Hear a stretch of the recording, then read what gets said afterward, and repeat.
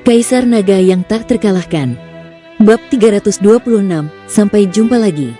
Membalas kebaikan orang lain dengan permusuhan adalah hal yang lumrah. Little White sangat kecil. Ia pasti belum lahir lama, tetapi ia sudah bisa mengendalikan tikus gargoyle. Dengan perhitungan itu, Little White pasti setidaknya berada di peringkat ke-6 atau bahkan mungkin ke-7.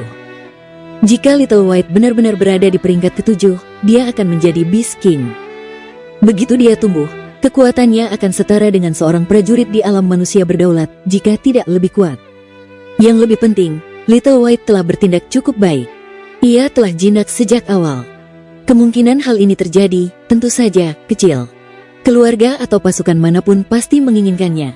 Little White menginginkan binatang buas untuk melindungi mereka. Binatang swan biasanya dapat hidup sangat lama. Semakin tinggi pangkatnya, semakin panjang pula harapan hidup binatang tersebut. Bahkan jika Little White hanya berada di pangkat ke-6, ia dapat dengan mudah hidup selama ribuan tahun. Jika Little White berada di pangkat ke-7, maka keluarga atau pasukan manapun yang memiliki Little White dapat hidup makmur selama ribuan tahun tanpa rasa khawatir. Tentu saja, semua itu ada dalam pikiran Luli. Mungkin dia terlalu berpikiran buruk tentang orang-orang itu. Kehati-hatian adalah awal dari keselamatan. Luli tetap memutuskan untuk pergi begitu bala bantuan dari paviliun kelezatan tiba. Gua-gua hantu semakin jarang meletus dan gravitasinya semakin berkurang. Begitu gravitasi kembali normal, mereka dapat pergi dengan mudah dan kemudian menemukan kota-kota untuk diteleportasi ke Mystic Armor City. Hari-hari berikutnya tenang. Jiang Qiling tidak pernah melakukan hal-hal buruk lagi. Dia beristirahat dan memulihkan diri dengan tenang. Dia bahkan menghabiskan beberapa waktu dalam kultivasi tertutup. Luli telah memberinya 2 tujuan, alasan baginya untuk terus hidup. Kedua tujuan itu telah menginspirasi Jiang Qiling, membuatnya enggan untuk menyerah. Begitu keyakinan ini terbentuk di kepalanya, dia dapat berkultivasi dengan sangat cepat mengingat betapa berbakatnya dia. Yu Huaxian sering pergi keluar untuk mengumpulkan kristal swan ungu dan kristal jiwa, tetapi jumlahnya sudah tidak banyak lagi. Luli tidak mengkhawatirkannya. Luli telah berfokus untuk mencoba memahami potongan ingatan iblis yang dikirim oleh tanda naga perak. Luli sangat gembira karena dia mendapatkan metode untuk memahami makna mendalam bayangan cermin dan cara memadukannya dengan penampakan. Betapa dia ingin menguasainya sekaligus. Hari demi hari berlalu. Tidak ada lagi gua hantu yang meletus, dan gravitasi pun jauh berkurang. Orang-orang dari paviliun kelezatan akan segera tiba. Luli hanya keluar dari kultivasi 1 kali. Dia meminta Yu Huaxian untuk mengawasi apakah ada bala bantuan dari paviliun kenikmatan yang datang sehingga mereka bisa pergi kapan saja. 3 hari kemudian, jimat giok di tangan Ming Yu pecah. Ia langsung membangunkan Luli. Luli membuka matanya, mengetahui bahwa para prajurit dari paviliun kenikmatan ada di sana dan sudah waktunya bagi mereka untuk pergi. Luli meninggalkan sepucuk surat dan berjalan keluar bersama Ming Yu. Ming Yu mengeluarkan sebuah kereta perang yang mereka berdua tumpangi. Kereta perang itu diaktifkan dan segera menghilang. Ah, Tuan Muda Lu sudah pergi? Tuan Muda Lu sudah pergi? Luli dan Ming Yu pergi begitu cepat sehingga orang lain tidak menyadarinya. Mereka hanya berteriak kaget setelah kereta perang itu menghilang di udara. Jiang Hong bergegas keluar, mengirimkan kekuatan psikisnya untuk mencari mereka. Namun, karena gravitasi tidak kuat dan kereta perangnya cepat, dia tidak dapat merasakan mereka lagi. Tuan Muda Lu, Jiang Hong berteriak cemas. Jiang Qiling merasa khawatir dan keluar. Dia pergi ke tenda Luli, tampaknya tidak terlalu khawatir. Ia bergumam pada dirinya sendiri saat menemukan sepucuk surat di tempat tidur, bagus sekali. Jiang Hong mengikutinya masuk. Jiang Qiling telah membuka surat itu dan hanya ada 1 kalimat di dalamnya. Saya ada urusan yang harus diselesaikan, jadi saya harus pergi sekarang. Dunia ini luas, tetapi kita akan bertemu lagi. Jiang Qiling memasukkan surat itu ke dalam cincin interspatialnya. Melihat Jiang Hong dengan panik, dia berkata dengan dingin, apa yang membuatmu begitu gugup? Bantuan dari paviliun kelezatan sudah datang. Jiang Qiling adalah gadis yang pintar. Dia tahu bahwa sudah waktunya penyelamat dari paviliun kelezatan tiba. Dia memahami Luli dan tahu bahwa dia akan pergi lebih awal. Binatang itu sangat berharga dan identitas Luli akan mendatangkan masalah juga. Luli tidak pernah suka masalah. Dengan 2 prajurit alam penguasa mulia, dia bisa meninggalkan Gunung Gargoyle dengan mudah sehingga dia pasti akan pergi lebih awal. Seperti yang diharapkan dalam waktu yang hanya tersisa setengah batang dupa untuk dibakar, dua kapal berlapis besi besar melesat melewati langit. Keduanya memiliki tanda pavilion kenikmatan dan ada 3 prajurit alam mulia di masing-masing kapal, disertai barisan prajurit alam abadi. Orang-orang di darat merasa lega. Para prajurit kuat dari pavilion kenikmatan muncul. Mereka kini aman. Namun, banyak orang yang tenggelam dalam keputusasaan memikirkan orang-orang terkasih mereka yang telah tiada. Wus gelombang. 6 prajurit alam dewa mulia terbang turun bersama prajurit lainnya. Mereka berlutut di depan Jiang Qiling dan berkata, "Salam, Nyonya Qi." Jiang Qiling menjawab dengan dingin. Salah satu prajurit tua menangkupkan tinjunya dan berkata lagi, "Nona Qi, Tuan Pavilion Kenikmatan telah diberitahu tentang apa yang terjadi di sini. Dia sangat menyesal dan menyampaikan belasungkawa. Tuan meminta Anda untuk segera kembali ke Gunung Kenikmatan dan kami akan menangani sisanya." Anehnya, Jiang Qiling setuju. Ia menatap Jiang Hong dan berkata, "Kembalilah bersamaku. Serahkan sisanya pada mereka." Jasad Jiang Hao ditaruh di tempat oleh Jiang Hong. Dia mengangguk dan naik ke salah satu kapal berlapis besi bersama Jiang Qiling, diikuti oleh 3 prajurit alam penguasa mulia dan beberapa prajurit lainnya. Kapal lapis baja besi itu datang khusus untuk Jiang Qiling. Dengan cahaya, kapal itu berbelok ke barat dan terbang menjauh. Jiang Qiling berdiri di dek paling belakang, melihat ke arah timur dan bergumam, "Sampai jumpa lagi, Luli. Tetaplah hidup. Saat aku menjadi penguasa pavilion makanan lezat, kau harus membasuh kakiku." ...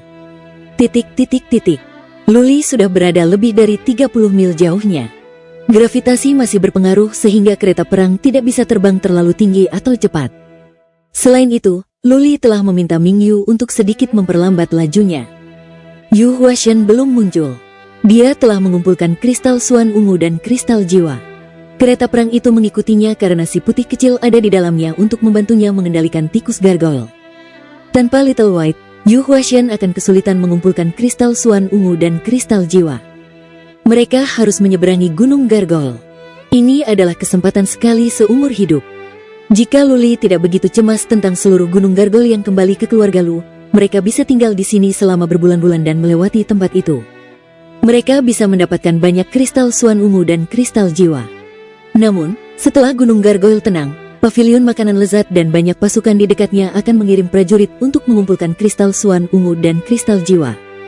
Luli sedang menyambar makanan dari rahang seekor harimau. Jika Jiang Qiling sudah pergi, apa yang bisa diandalkan Luli untuk melawan pavilion makanan lezat?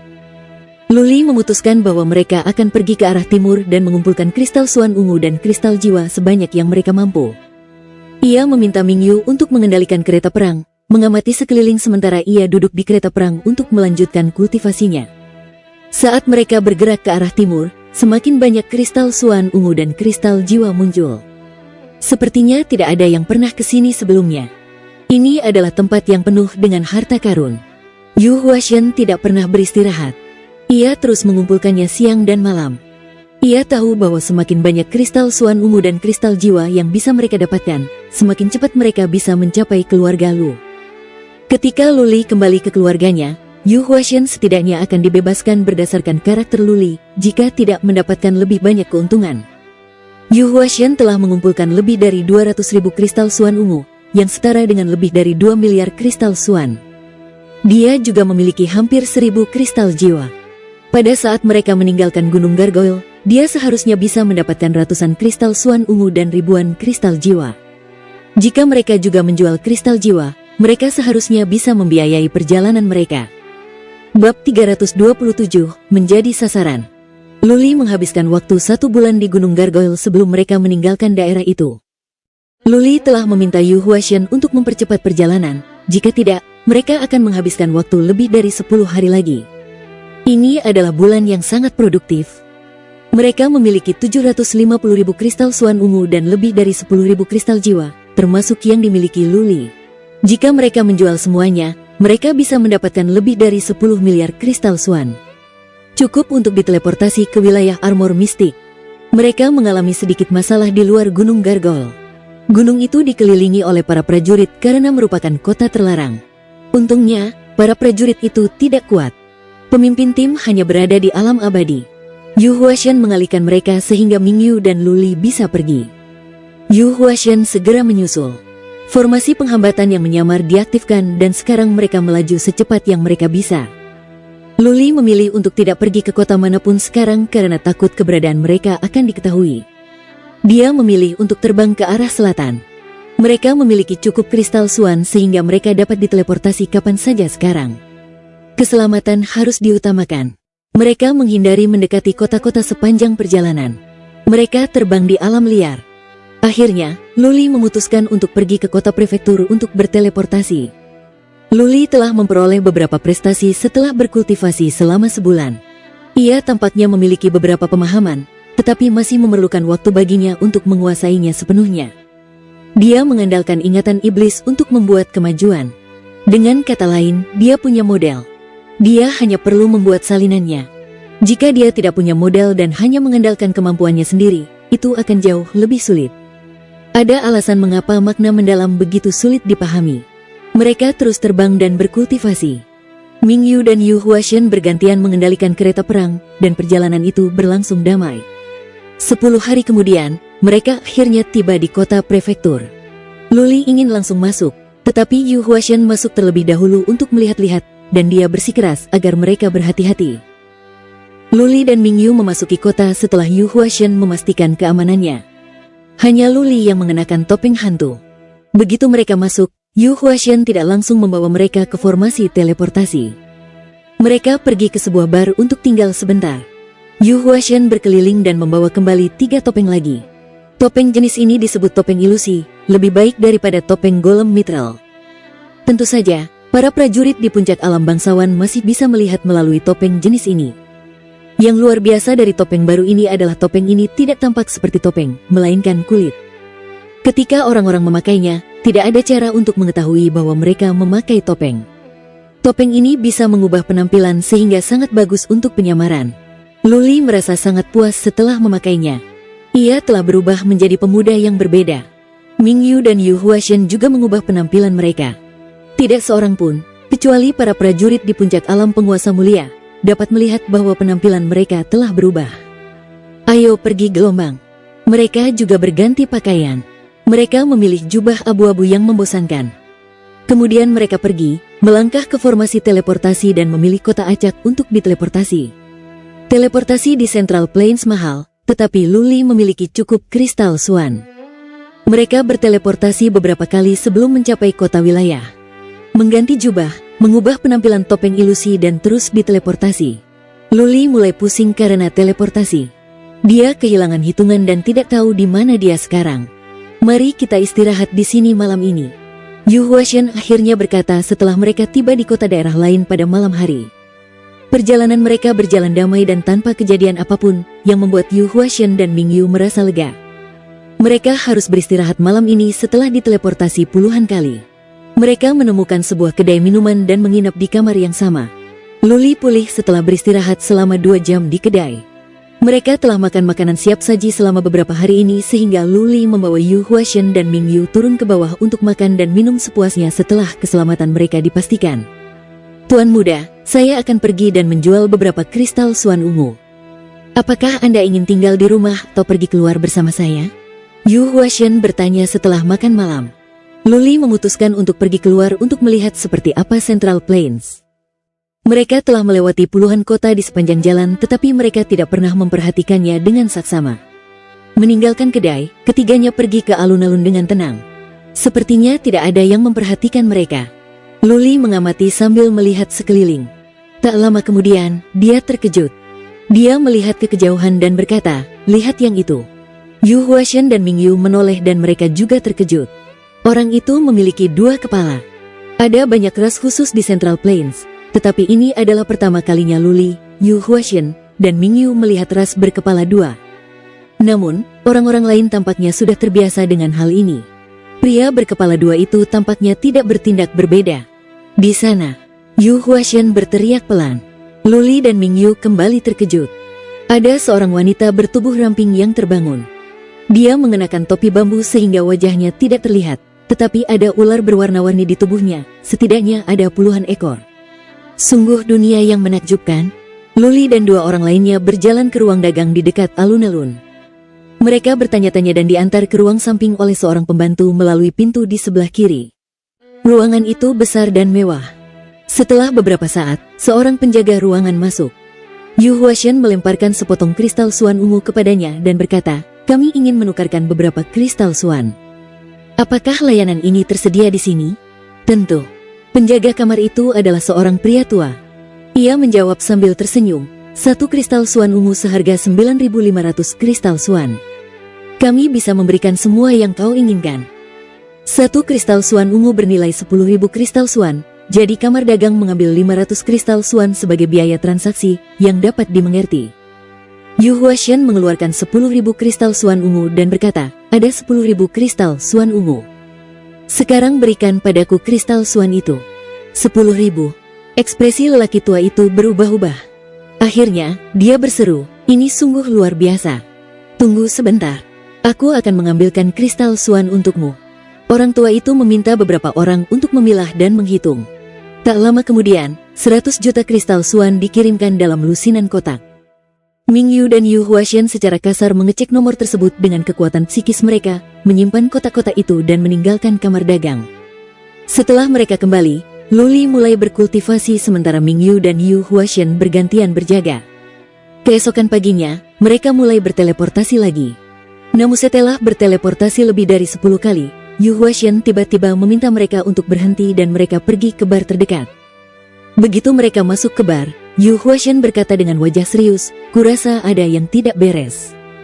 Kurasa ada yang mengikuti kita." Luli tidak merasakan ada yang salah. Ming Yu mengerutkan kening dan berkata, "Aku setuju. Selama beberapa kali teleportasi, kurasa ada 1 atau 2 orang yang terlihat aneh di alun-alun." Bagaimana caranya? Luli tidak bisa memahaminya. Mereka baik-baik saja kemarin.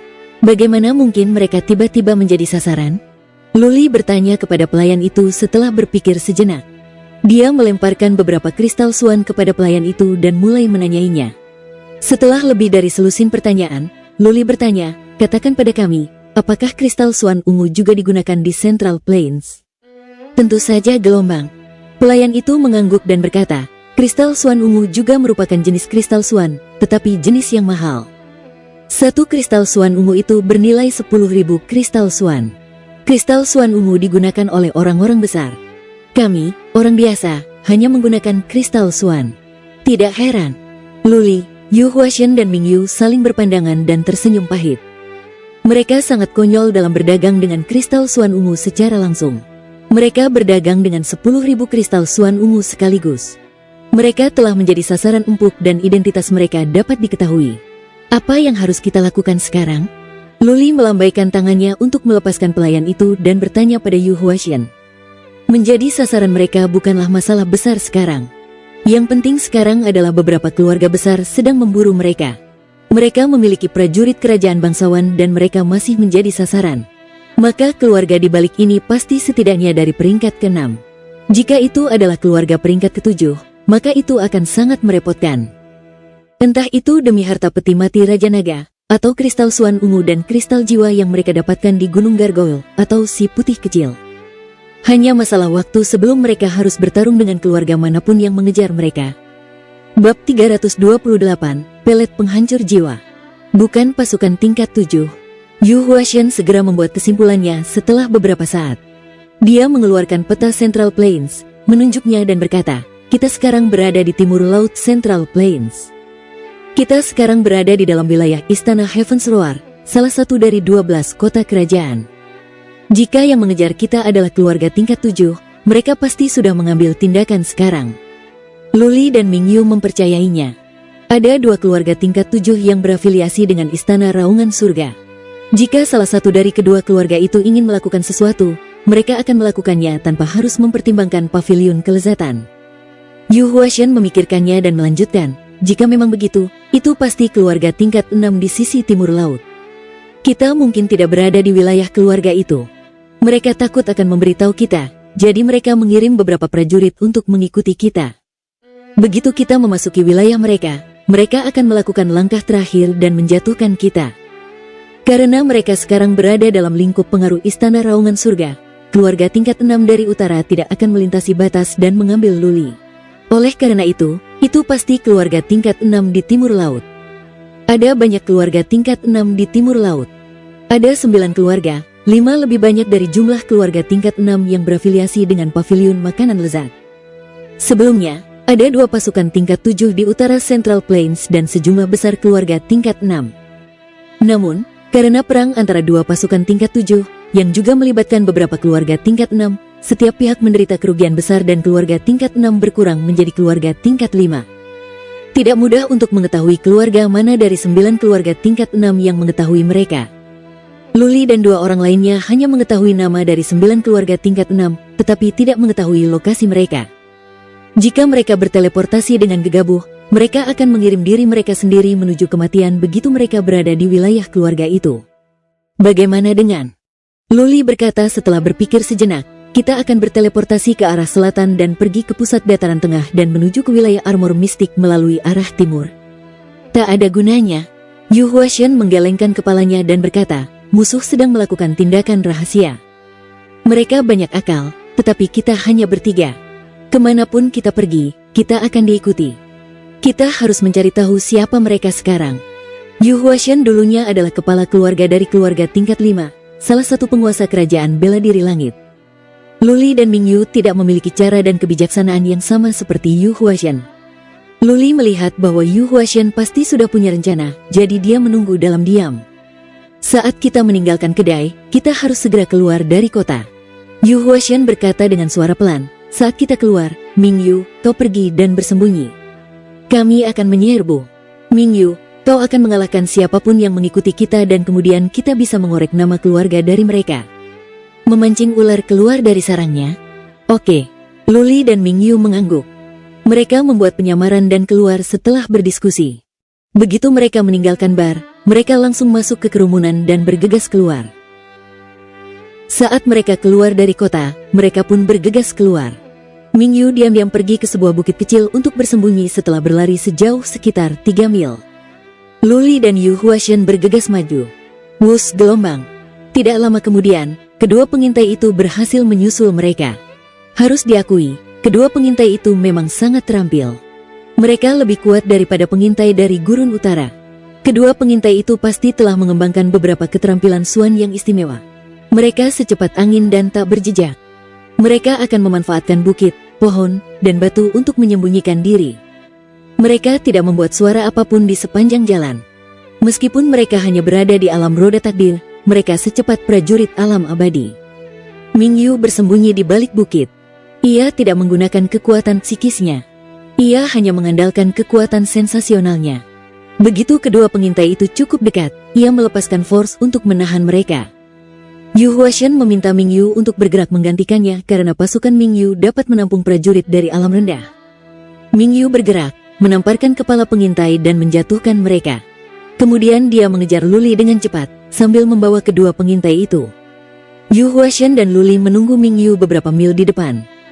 Melihat Mingyu telah menyusul, Yu Huashen membawa Luli dan bergegas ke pegunungan di dekatnya. Yu Huashen meminta Mingyu dan Luli untuk beristirahat setelah mereka masuk jauh ke dalam pegunungan. Yu Huashen keluar untuk memastikan tidak ada lagi pengintai yang mengikuti mereka. Setelah kembali, ia mengambil 2 peluru dari cincinnya dan memberikannya kepada 2 pengintai setengah baya itu. Apa itu? Luli menatap Yu Huashen dengan rasa ingin tahu. Yu Huashen terkekeh dan menjawab, pelet penyembuh jiwa. Jiwa mereka akan merasakan sakit karena digigit ribuan serangga setelah mereka meminum pelet tersebut. Sakitnya luar biasa. Kami cukup sering menggunakan pelet ini di Gurun Utara untuk meminta informasi dari para tahanan. Mingyu mengangguk untuk menunjukkan bahwa dia pernah mendengar tentang peluru itu. Yu Huashen memberi isyarat kepada Mingyu agar dia bersiap untuk menahan kedua pengintai itu dengan force untuk mencegah mereka bunuh diri. Setelah beberapa saat, kedua pengintai itu terbangun. Mereka terbangun dari rasa sakit akibat soul dying pellets. Begitu mereka terbangun, mereka memeluk kepala mereka dan berguling-guling. Mingyu melepaskan force sehingga mereka tidak bisa bergerak. Mereka harus menahan rasa sakit dari ribuan serangga yang menggigit jiwa mereka. Ah, gelombang. Tak lama kemudian, keduanya berteriak kesakitan. Wajah mereka berubah. Darah menyembur keluar dari mata, hidung, telinga, dan mulut mereka dan mereka gemetar. Mingyu terus melepaskan force tanpa emosi. Setelah 2 batang dupa terbakar, kedua pengintai itu hampir gila. Baiklah sekarang. Yu Huashen membawa salah satu pengintai dan berjalan ke kejauhan, meninggalkan yang satu lagi untuk Mingyu. Luli tinggal bersama Mingyu. Luli mengerti mengapa Yu Huashen melakukannya. Lebih baik menginterogasi mereka secara terpisah. Bagaimanapun, mereka dapat membandingkan jawaban untuk melihat apakah kedua pengintai itu berbohong. Mingyu menginjak dada si pengintai, menatapnya dengan dingin dan berkata, dalam waktu satu batang dupa terbakar, pil pencabut jiwa akan beraksi lagi. Jika kau tidak ingin merasakan sakit itu lagi, katakan yang sebenarnya. Jangan mencoba bunuh diri. Kau tidak bisa melakukannya bersamaku di sini. Pramuka itu menatap Mingyu dengan penuh kebencian. Dia menggertakkan giginya tanpa berkata sepatah kata pun. Luli memperhatikan. Dia berkata, jika kamu tidak mau bicara, rekanmu akan bicara. Kamu hanyalah seorang pelayan. Tidak ada artinya membunuhmu atau tidak membunuhmu. Tentu saja, jika kamu ingin disiksa sampai mati, angguk saja ya dan kami tidak akan bertanya lebih lanjut. Kami akan membiarkan serangga itu menggigitmu sampai mati.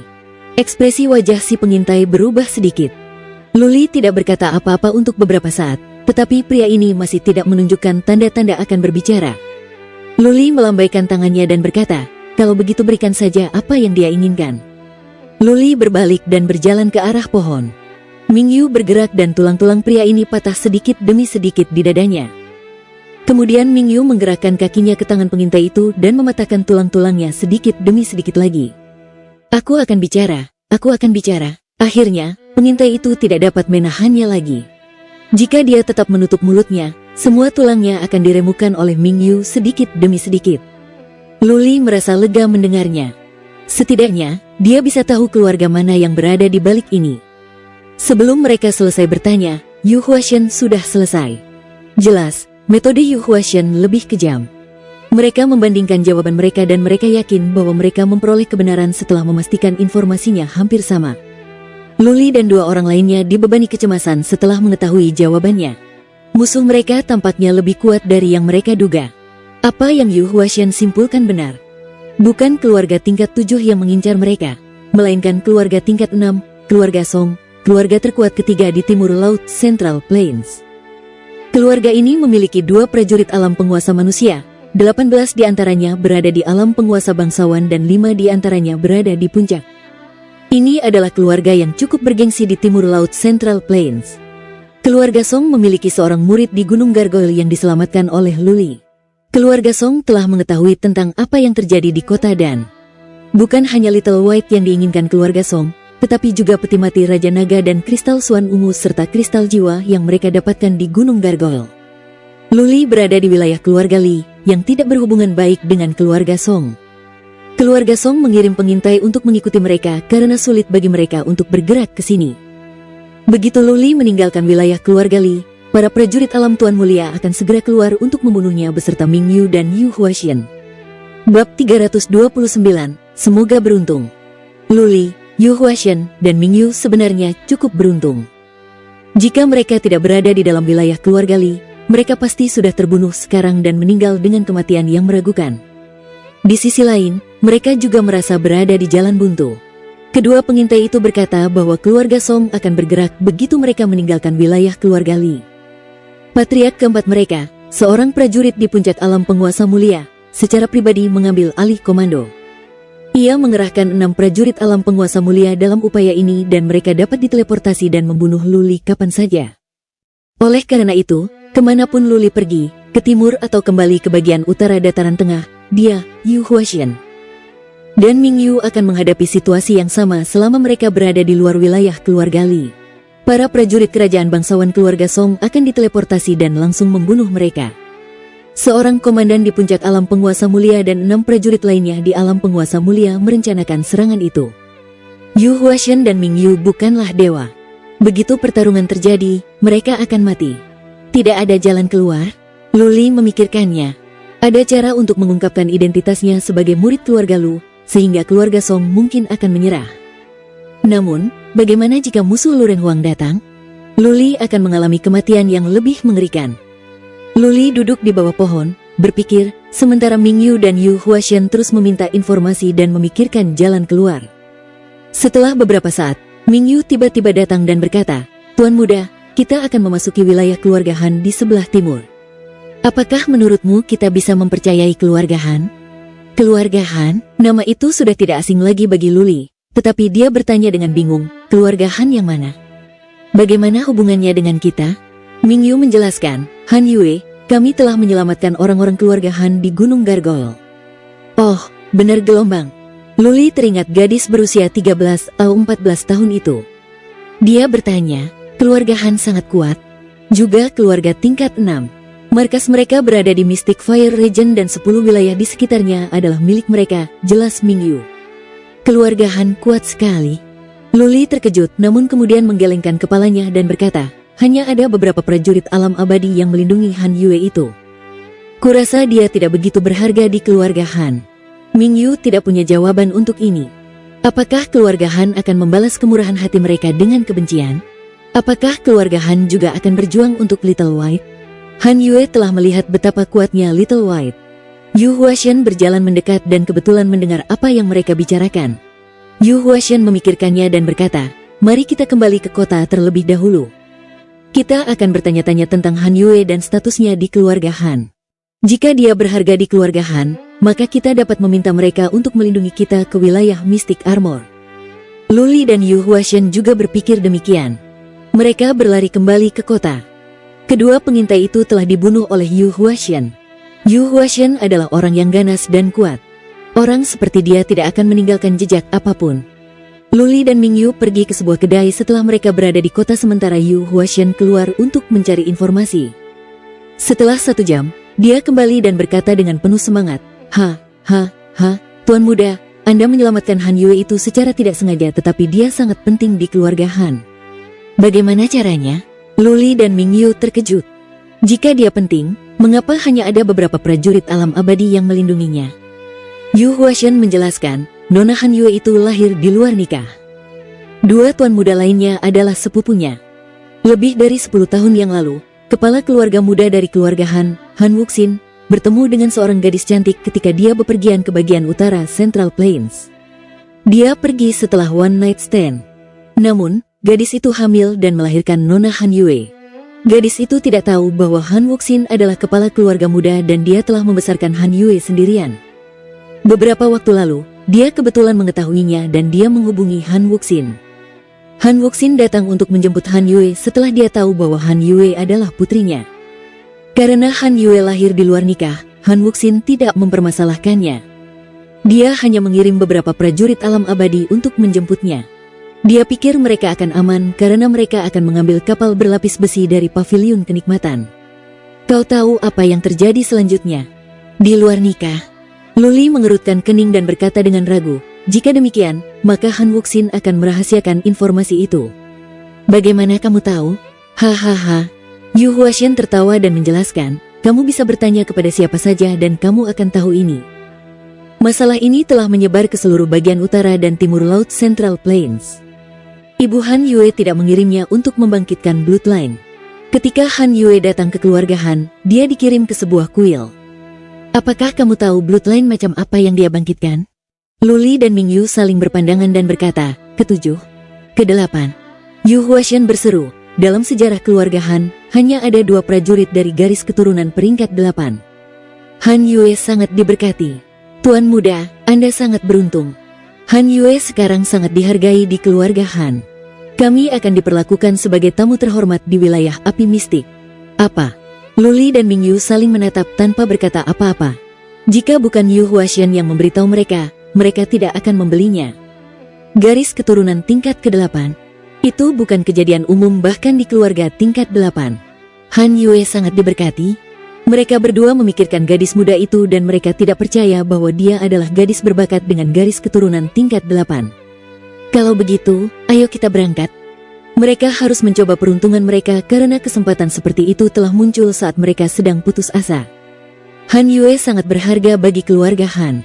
Mereka adalah orang-orang yang menyelamatkan Han Yue agar keluarga Han tidak memperlakukan mereka dengan buruk. Jika tidak, itu akan menjadi noda pada reputasi keluarga Han. Mereka mengenakan topeng golem mithril dan berganti pakaian. Luli mengenakan jubah yang indah dan bertingkah seperti orang kaya yang tampan. Mereka segera meninggalkan kedai dan kemudian berteleportasi ke kota wilayah. Jika mereka ingin pergi ke wilayah api mistik, mereka harus pergi ke kota wilayah terlebih dahulu. Luli melihat beberapa pengintai keluarga Song begitu mereka tiba di kota daerah ini. Mungkin saja setiap kota di dekatnya memiliki pengintai keluarga Song untuk mengawasi mereka. Ayo pergi ke kota api mistis. Luli melangkah ke dalam formasi teleportasi. Yu Huashen membayar kristal Swan. Dengan tatapan tajam, kristal-kristal itu menghilang ke dalam formasi teleportasi. Para pengintai di alun-alun berlari ke kejauhan untuk mengirimkan laporan tentang keberadaan Luli. Sebenarnya, tidak peduli bagaimana Luli, Yu Huashen, dan Ming Yu menyamar, mereka dapat dikenali dengan mudah. Jika Yu Huashen dan Ming Yu tidak mengenakan topeng, alam mereka dapat dideteksi. Selain itu, Luli hanya berada di tahap awal alam kolam jiwa. Semua ini dapat disimpulkan dengan mudah.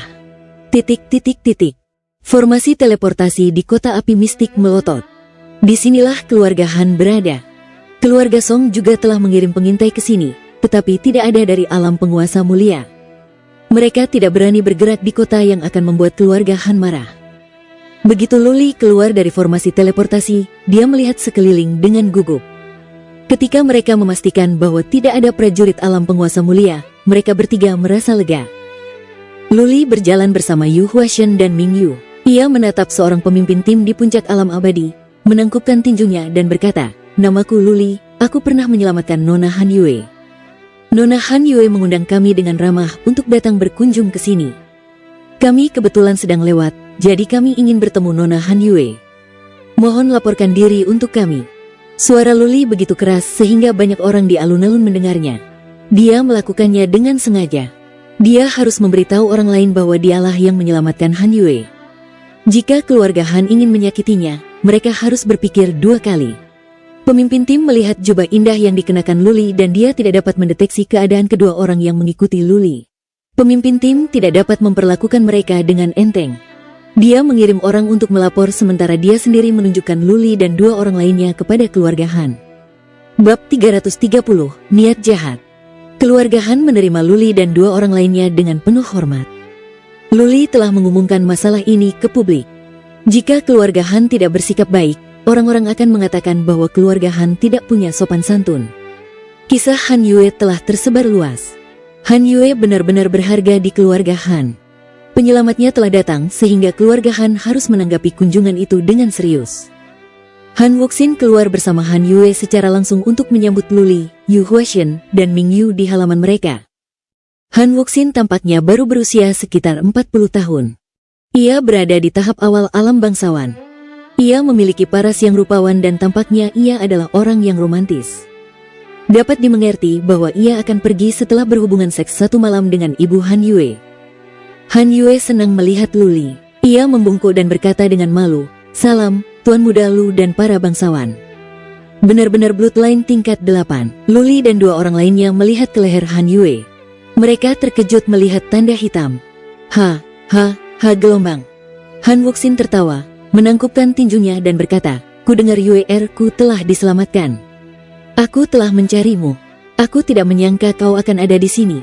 Kau harus tinggal sebentar di Mystic Fire City dan beri aku kesempatan untuk menghiburmu." Han Wuxin menggandeng tangan Luli dan masuk dengan gembira. Para pengintai keluarga Song di alun-alun menjadi kecewa. Bagaimana mungkin Luli bisa menemukan bantuan yang baik seperti keluarga Han? Jika keluarga Song masih ingin melakukan sesuatu, mereka harus mempertimbangkan bagaimana keluarga Han akan bereaksi. Ini bukan sesuatu yang bisa diputuskan oleh para pengintai. Ketiga pengintai itu diam-diam pergi dan mengirimkan kembali informasi itu ke keluarga Song agar para petinggi yang memutuskan. Keluarga Han benar-benar menunjukkan rasa hormat mereka. Ada 7 atau 8 kepala keluarga di jamuan makan penyambutan selain Han Wuxin, tetapi kepala keluarga, yaitu kakek Han Yue, tidak ada di sini. Luli tidak menunjukkan identitasnya. Tidak heran kepala keluarga Han tidak hadir. Ada begitu banyak orang yang bersulang saat makan malam sehingga Luli mengalami kesulitan dan dia mabuk. Han Wuxin mencoba menanyakan identitas Luli, tetapi Ming Yu dan Yu Huashen membantu Luli menghindari pertanyaan itu karena keduanya tidak mabuk. Keluarga Han merupakan keluarga besar di Central Plains Timur Laut. Mereka lebih lemah daripada keluarga Song. Namun, dengan Han Yue dan bloodline peringkat 8-nya, ada kemungkinan keluarga Han dapat bangkit dalam beberapa dekade dan keluarga Han mungkin menjadi keluarga peringkat 7. Luli dikirim kembali ke kamar tamu. Ketika dia bangun, pesta lain dimulai. Luli merasa sulit untuk menolak. Mereka di sini untuk mencari bantuan. Mereka tidak mampu menyinggung keluarga Han. Apa yang terjadi selanjutnya? Apa yang terjadi selanjutnya membuat Luli semakin menderita. Keluarga Han akan mengadakan beberapa pesta setiap hari. Setiap kali, Luli akan mabuk. Ketika hari berikutnya dimulai, ia harus minum. Ketika ia mabuk, ia tidur dan ia harus mulai minum lagi setelah ia bangun. Pada hari keempat, Luli akhirnya tidak dapat menahannya lagi. Han Wuxin datang lagi untuk mengundang Luli ke sebuah bar di kota untuk bersenang-senang. Luli menolak. Dia menggelengkan kepalanya dan berkata, "Aku tidak bisa minum. Aku benar-benar tidak bisa minum lagi." "Kamu tidak mau minum?" Han Wuxin memikirkannya dan berkata, "Kalau begitu bagaimana kalau kita pergi ke rumah lelang? Ada lelang yang berlangsung malam ini di kota air hijau. Lelang terbesar dalam 3 tahun terakhir. Ayo kita ke sana dan bersenang-senang, ya? Kamu bisa membeli apa saja yang kamu inginkan asalkan harganya di bawah 2 miliar kristal Swan. Itu hanya isyarat kecil dari kami." Luli telah melihat peta. Dia memiliki sedikit pengetahuan tentang pasukan di bagian dataran tengah ini. Kota air hijau adalah tempat pavilion air hijau bermarkas. Ini adalah pasukan tingkat 7. Keluarga Han berafiliasi dengan pavilion air hijau. Apa yang dimaksud Han Wuxin sudah jelas. Luli telah menyelamatkan Han Yue, dan keluarga Han ingin membalas budi dengan memberi Luli 2 miliar kristal Swan. Namun aneh rasanya jika langsung memberinya kristal Swan. Akan lebih baik jika Luli menawar beberapa harta karun dan itu akan membuat keluarga Han terlihat lebih baik. 2 miliar. Luli mengangguk pada dirinya sendiri. Keluarga Han sangat menghargai Han Yue. Mereka sangat murah hati memberinya 2 miliar kristal Swan. Tuan Wuxin, ini keterlaluan. Luli menggelengkan kepalanya dan berkata, "Saya tidak ingin pergi ke pelelangan. Sebenarnya saya di sini karena ada yang ingin saya minta. Kelihatannya saya terlalu picik. Tetapi saya benar-benar tidak punya pilihan lain. Mohon maafkan saya, Tuan Wuxin." Han Wuxin menjadi gugup. Luli menginginkan sesuatu yang lain, tetapi dia tidak mau menerima 2 miliar itu. Apakah dia akan meminta harga yang selangit? Luli datang ke sini secara langsung dan dia berteriak bahwa dia menyelamatkan Han Yue di depan umum. Itu sudah membuat Han Wuxin merasa Luli sebagai orang yang picik. Tentu saja, Han Wuxin berkata sambil tersenyum, "Kami sangat berterima kasih padamu, Tuan Muda Lu. Katakan saja pada kami. Selama aku bisa melakukannya, aku tidak akan mengatakan sepatah kata pun." "Terima kasih, Tuan Wuxin." Luli langsung ke pokok permasalahan, "Kami ingin pergi ke daerah Mystic Armor. Sejujurnya, aku adalah murid jauh dari keluarga Lu. Aku ingin pergi ke salah satu pamanku untuk berlindung, tetapi ada beberapa musuh yang mengejar kami. Jadi, kami bertanya-tanya apakah keluarga Han dapat meminta seorang prajurit di puncak alam bangsawan untuk melindungi kami, sampai kami tiba di daerah Mystic Armor." "Oh, begitu." Han Wuxin merasa lega. Ia mengira Luli akan menyebutkan sesuatu yang keterlaluan. Yang diinginkan Luli adalah sepotong kue. Luli telah mengungkap identitasnya. Han Wuxin telah menjawab banyak keraguan, seperti mengapa ada 2 prajurit alam penguasa mulia bersamanya dan bagaimana mungkin si putih kecil adalah binatang kecil yang begitu kuat. Semuanya masuk akal sekarang karena Luli adalah murid keluarga Lu. Bukan hal yang aneh bagi seorang murid keluarga Lu yang masih berkerabat jauh untuk ingin kembali ke daerah Armor Mistik. "Murid keluarga Lu?" Senyum Han Wuxin mengembang. Bahkan murid yang masih berkerabat dengan keluarga jauh pun berasal dari keluarga Lu. Han Wuxin berkata dengan percaya diri, "Tuan Muda Lu, tenangkan pikiranmu. Aku akan meminta Patriark ketiga untuk melindungimu secara langsung. Aku akan pergi bersamamu juga. Lagi pula, tidak akan butuh waktu lama, mudah saja. Ayo pergi. Ayo pergi ke kota air hijau dan bersenang-senang. Kita akan membicarakannya saat kita kembali." "Terima kasih, Tuan Wuxin." Luli sangat gembira. Patriark ketiga keluarga Han berada di puncak alam bangsawan. Han Wuxin, putra patriark keluarga Han, juga akan pergi. Bagaimana keluarga Song bisa melakukan apapun sekarang? Selama mereka bisa tiba di daerah Armor Mistik, Luli tidak akan lagi mengkhawatirkan keluarga Song. Ketika dia mengatakan bahwa dia berasal dari keluarga Lu, siapa yang berani menyentuhnya? Yu Huashen dan Ming Yu berada di samping mereka. Mendengar janji Han Wuxin, mereka merasa lega. Mereka belum begitu kuat untuk berhadapan dengan keluarga Song. Luli merasa lega karena bebannya sudah diturunkan. Han Wuxin menyeret Luli keluar dan berkata, Tuan Muda Lu, nanti saat kita sampai di pelelangan, Anda dapat menawar kurang dari 2 miliar kristal Swan. Itu tindakan yang sederhana. Jangan menolak sekarang. Luli tidak peduli lagi apakah dia bisa mendapatkan harta karun atau tidak. Tidak ada yang lebih penting daripada Han Wuxin yang mengirimnya ke Mystic Armor Region. Namun, bagaimana mungkin dia menolak kemurahan hati Han Wuxin? Dia harus pergi ke Green Water City dan kemudian dia dapat menawar secara acak sesuatu yang bernilai ratusan juta Swan Crystal. 3 leluhur dari alam penguasa mulia berada di luar dengan Han Yue di tengah. Itu adalah bukti betapa keluarga Han menghargainya. Tuan Muda Lu. Han Yue menatap Luli dengan malu-malu. Gadis itu baru berusia 13 atau 14 tahun dan belum sepenuhnya berkembang. Namun, dia memiliki wajah tampan seperti Han Wuxin. Dia terlihat sangat cantik dengan fitur-fitur yang halus dan sangat menawan.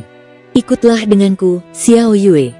Jika kau menemukan sesuatu yang kau suka, beritahu aku dan aku akan membelikannya untukmu. Han Wuxin memegang tangan Han Yue. Dia tampak sangat menyayanginya. Luli diam-diam memutar matanya. Jika bukan karena Han Yue telah membangkitkan Bloodline tingkat 8, Han Wuxin tidak akan memperhatikannya. Mereka berjalan ke alun-alun dan melangkah ke dalam formasi teleportasi. Mystic Fire City adalah kota daerah sehingga terhubung dengan banyak kota daerah lainnya. Green Water City tidak jauh dari sana. Keluarga Han berafiliasi dengan Pavilion Greenwater sehingga orang-orang dapat berteleportasi di antara kedua kota tersebut. Dengan tatapan tajam, mereka tiba. Luli dan Han Yue pusing. Mereka beristirahat sejenak untuk memulihkan diri. Luli melirik dan mendapati mereka berada di sebuah kota yang sangat megah. Ini pasti kota air hijau tempat pavilion air hijau tingkat 7 berada. Berdengung gelombang. Tepat saat mereka keluar dari formasi teleportasi, satu lagi menyala dan kemudian 5 orang keluar. Yu Huashen, Ming Yu dan Luli langsung merasa mereka sedang ditatap dengan dingin. Mereka langsung menoleh ke belakang. Oh, lagu dia. Han Wuxin hendak menunjukkannya ke arah timur ketika dia melihat siapa yang keluar dari formasi teleportasi lainnya. Dia tersenyum, berjalan mendekat dan berkata, Saudara Song Hei, Saudara Song Qi, kalian juga datang ke sini untuk pelelangan. Apakah kalian menemukan sesuatu yang kalian sukai di sini? Song Hei, Song Qi, keluarga Song, Luli, Ming Yu, dan Yu Huashen saling berpandangan. Pikiran mereka dibebani kecemasan. Yu Huashen dan Ming Yu bersiap untuk bertarung sampai akhir hayat mereka. Keluarga Song telah mengirim orang dengan sangat cepat dan kelima orang itu semuanya berada di alam bangsawan. Mereka datang dengan niat jahat. Bersambung.